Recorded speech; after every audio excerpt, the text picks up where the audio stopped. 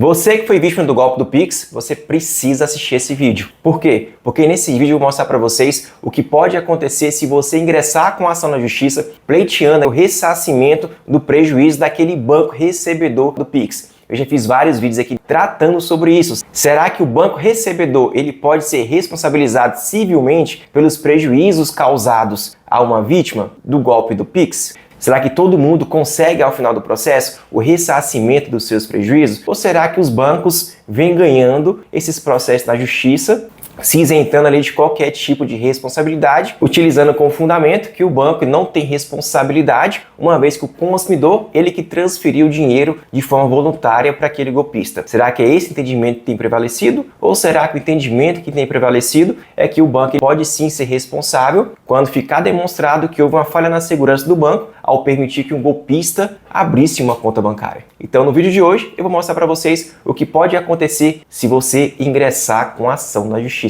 É importante que você fique até o final. E como você já me conhece, meu compromisso aqui é apenas com a verdade. Não me importo em mostrar para vocês se uma ação foi julgada procedente ou se uma ação foi julgada improcedente. Não estou aqui para vender um sonho para vocês. Eu estou aqui para contar para vocês a verdade, o que pode acontecer. Você tanto pode ganhar um processo como você pode perder um processo. O que vocês precisam entender é que há riscos, por mais simples que seja. Porém, se nada for feito, você pode ter certeza que ninguém entrará em contato contigo para fazer o ressarcimento dos valores. Então, você tem algumas alternativas, como eu venho falando em todos os vídeos que eu venho tratando sobre o golpe do Pix. Tentar resolver pela via extrajudicial, que é uma simples reclamação através do site do Banco Central. Se eventualmente você não conseguir resolver por lá, você tem a opção de procurar a justiça. Se seu prejuízo é inferior a 20 salários mínimos, você pode procurar o juizado especial civil e será atendido de forma gratuita, sem qualquer tipo de custos processuais, pelos servidores do próprio fórum. Agora, se seu prejuízo é superior a 20 salários mínimos, aí nesse caso você precisa procurar um advogado particular ou você pode procurar a Defensoria Pública da sua cidade para poder ingressar com a ação no juizado especial civil. Se você perder o processo, você não vai ter custos processuais e nem terá também honorários advocatícios sucumbenciais para pagar aos advogados dos bancos. Então é muito importante que você entenda que existe essa possibilidade de você resolver sozinho, até mesmo sem advogado, tá? Então meu compromisso aqui com esses vídeos é apenas apresentar para vocês algumas soluções que vocês podem resolver só. Vou mostrar para vocês aqui apenas um único processo. Poderia mostrar centenas de processos aqui, mas para o vídeo não ficar tão longo, eu vou trazer apenas uma única sentença, um único processo e o que aconteceu em decorrência dessa sentença, tá bom? Então vamos lá. Nesse caso aqui, a parte atora ingressou com ação judicial contra um banco digital. Como eu sempre falo para vocês, a maior parte dos casos que envolvem o golpe do Pix sempre tem um banco digital por trás. Aqui ele sofreu um golpe, que é aquele golpe conhecido e bastante antigo, mas que infelizmente várias pessoas continuam caindo nesse tipo de golpes. O golpe de tarefas, que é aquele que você recebe uma mensagem no WhatsApp, no Instagram ou pelo Telegram, informando que você pode ganhar de 100 até 2 mil, 3 mil, 4 mil reais, 5 mil reais por dia, simplesmente curtindo ou compartilhando vídeos ou fazendo comentários. É um golpe.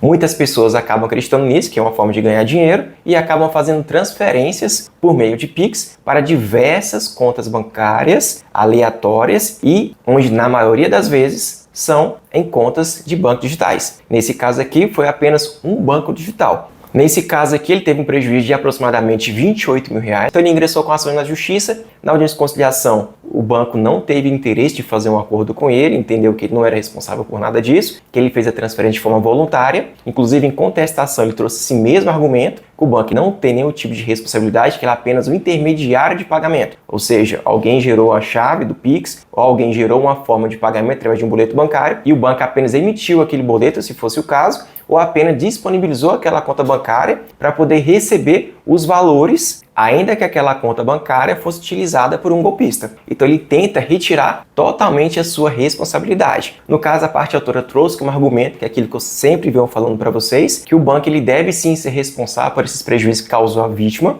porque o banco permitiu que um golpista abrisse uma conta bancária com documentação falsa, com o único propósito de praticar golpes, e sem a segurança necessária, como por exemplo, fazer uma biometria facial, entrar em contato com aquele titular daquela conta bancária para poder verificar se de fato é ele que está abrindo aquela conta bancária, até mesmo através de uma videochamada. E outra falha na segurança que também é apontada nesses processos é que após o golpista receber o dinheiro de uma vítima que está sendo lesada. Imediatamente ele faz inúmeras transferências bancárias para poder retirar o dinheiro daquela conta digital e transfere para várias contas aleatórias, de modo que caberia o banco identificar que seria uma transferência ali incompatível com aquela conta bancária que muitas vezes foi aberta há pouco tempo ou há poucos dias, e por ser incompatível com o perfil daquele correntista que acabou de abrir aquela conta bancária, deveria fazer um bloqueio cautelar naquela conta bancária. Não é possível com a conta bancária que foi aberta há poucas horas, 24 horas, movimente, no exemplo aqui, 30 mil reais em poucos segundos ou poucos minutos, e o banco não tem a cautela de fazer o bloqueio cautelar desses valores. Então,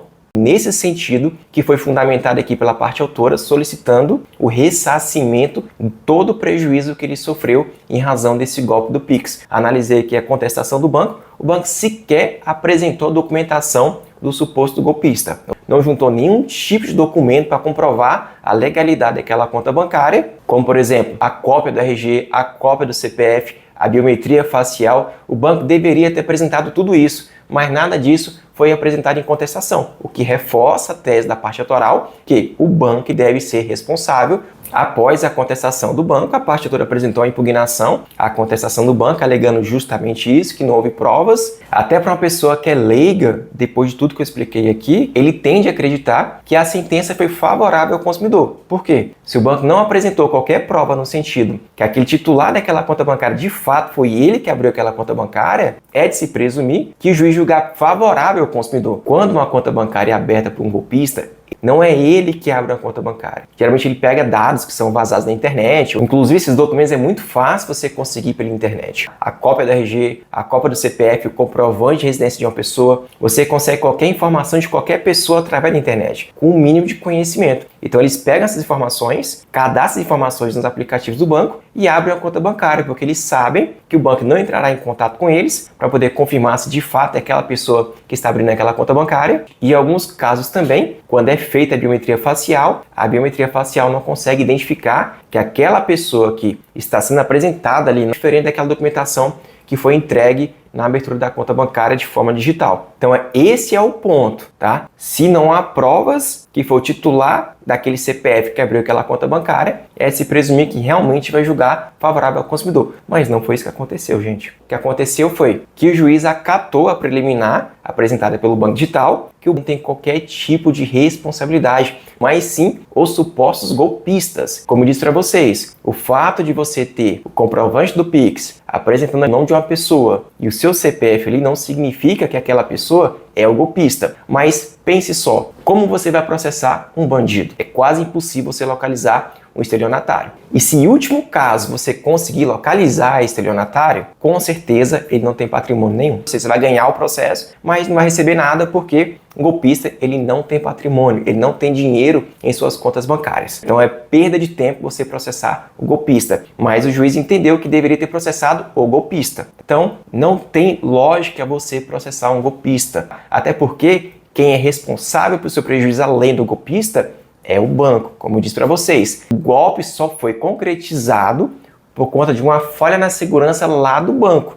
Então, se lá atrás ele tivesse impedido que aquele golpista abrisse uma conta bancária, certamente não haveria esse golpe. Além disso, veja só como não tem sentido você processar um golpista. Imagine só uma pessoa que tem o celular roubado e você consegue identificar aquela pessoa que roubou o seu celular, realmente tomou o seu celular à força. A polícia foi lá, prendeu aquela pessoa, só que já desfez o celular. Você vai processar essa pessoa na esfera civil, ressarcir o valor do seu celular? Você não vai, porque você sabe que aquela pessoa é um bandido, pode estar até preso já. Então, como é que você vai conseguir recuperar seu prejuízo processando um bandido? Você sabe que não tem sentido. Então, o juiz também deveria entender nesse mesmo sentido. Porém, nesse caso aqui, ele entendeu que o banco não tem qualquer tipo de responsabilidade, porque o banco seria apenas um mero intermediário. O banco apenas recebeu o dinheiro e quem transferiu o dinheiro de forma voluntária foi a parte autora, e que o banco não tem qualquer tipo de responsabilidade por essa situação, mas sim o golpista. Vou ler que é a decisão do juiz. É importante destacar que a intermediação do pagamento digital é prática realizada pelas instituições financeiras de pagamento. E por coincidência aqui, que eu venho falando para vocês, envolvendo bancos digitais. Aí o juiz cita aqui PagSeguro, Mercado Pago, PicPay, PayPal e também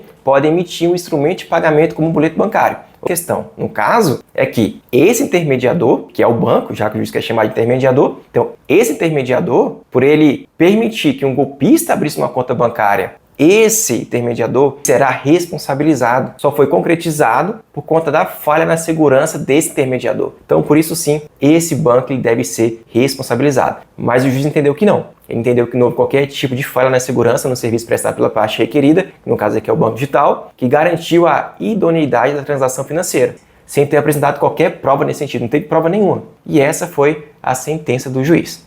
Por fim, ele acolheu a preliminar apresentada pelo Banco Digital, que ele não tem qualquer tipo de responsabilidade, e por isso ele julgou extinto o processo sem resolução do mérito, ou seja, ele não julgou nada. Falou, olha, o responsável aqui não é o banco, foi isso que o juiz quis dizer. Porém, a parte autora não se deu por vencida. Uma sentença que é proferida na primeira instância, na minha visão, não quer dizer nada. Nem quer dizer que você ganhou o processo, nem quer dizer que você perdeu o processo. Não diz nada.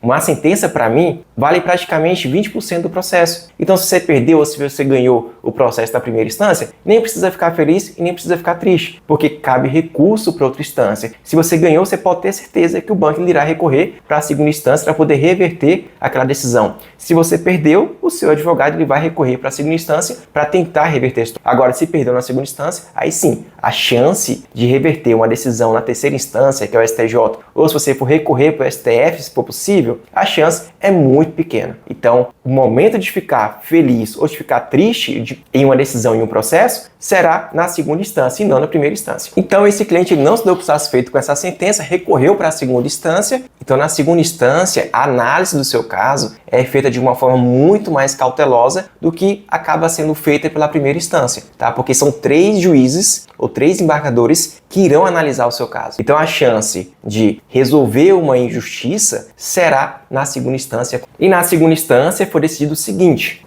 em que pese não haver dúvidas de que o autor foi vítima de um golpe, o que se percebe é que o golpista somente teve êxito em fazê-lo porque o banco réu não comprovou ter sido diligente ao abrir e manter uma conta utilizada para tal fim.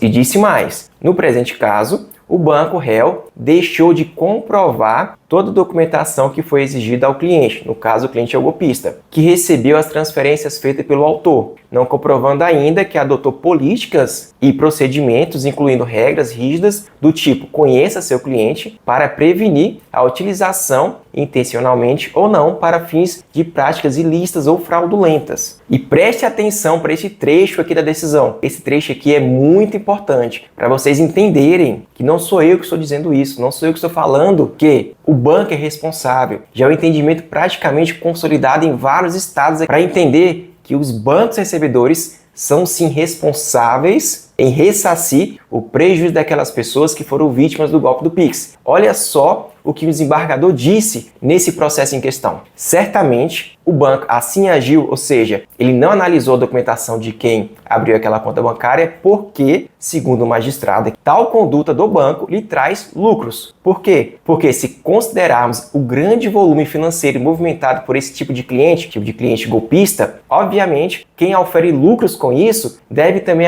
especialmente se considerarmos o grande volume financeiro movimentado por esse tipo de cliente que ele diz aqui é o golpista. E mais, ele fala o seguinte: se o banco está oferindo lucro com essa prática criminosa de um golpista, o banco também deve arcar com os riscos de sua conduta negligente, conforme preceitua o artigo 927, parágrafo único do Código Civil, que trata sobre isso. É dever da instituição financeira verificar a atipicidade em relação à atividade econômica do cliente ou a sua incompatibilidade com a sua capacidade econômica financeira, que é aquilo que eu falei para vocês. Como pode uma conta bancária que acabou de ser aberta transferir 30 mil reais em poucos minutos? Caberia o banco ter feito o bloqueio cautelar daquele valor. E nada disso foi feito. E ele conclui que, desta feita, ao permitir que tais condutas ocorram livremente, sem qualquer tipo de controle pela instituição financeira, está caracterizado, sem dúvida, o caso fortuito interno. E com isto, a falha na prestação de serviço bancário incumbe ao banco o dever de responder também pelos danos morais e materiais sofridos aqui por essa vítima. Esse acórdão aqui é bem recente, ele foi proferido agora no mês de julho de 2024.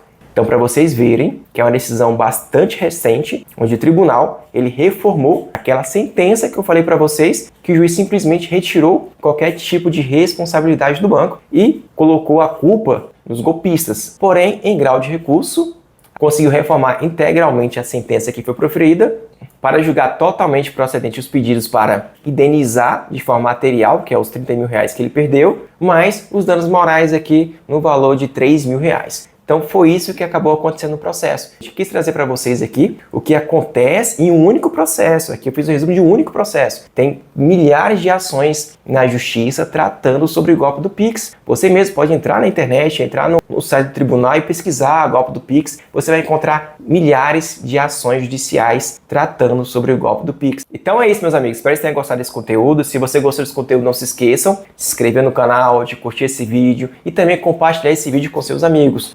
Então é isso aí, um grande abraço a todos e até a próxima.